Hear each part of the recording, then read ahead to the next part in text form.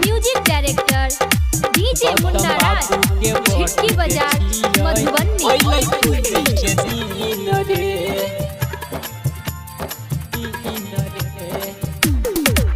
हाँ डीजे बाजा सब मंगैबै, पैसा ले गिन गिन रे, पैसा ले गिन गिन रे।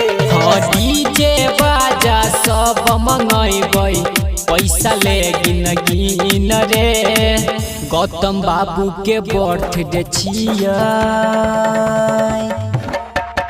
हाँ गौतम बाबू के बर्थडे छियै, अइलै खुशी के दिन रे। गौतम बाबू के बर्थडे छियै, अइलै खुशी के दिन रे, अइलै खुशी के दिन रे। अभी आप सुन रहे हैं मालिन से ऋषि रिकॉर्डिंग स्टूडियो की शानदार प्रस्तुति। सबे मिली सजाई दही अंगना दुआर रे, सबे मिली सजाई दही अंगना दुआर रे।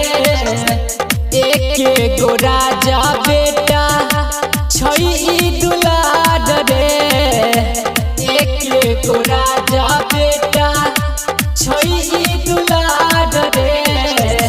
एक गो राजा बेटा छै ई दुलार रे, छै ई दुलार रे। हाँ दारू पिया के सबके टूल क देबो, लेबै नेपाल से कीन रे, लेबै नेपाल से कीन रे।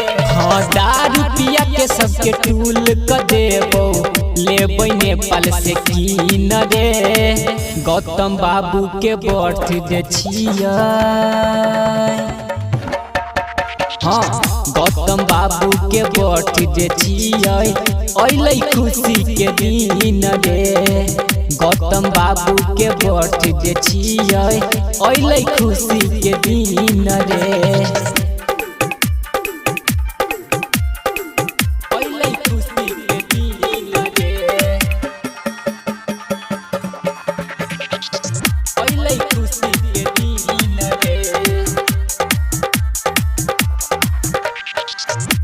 पापा भरत मम्मी संगीता के साथ में, पापा भरत मम्मी संगीता के साथ में। भैया शंभु मुकुंद गिफ्ट रखने छै हाथ में, भैया शंभु मुकुंद गिफ्ट रखने छै हाथ में।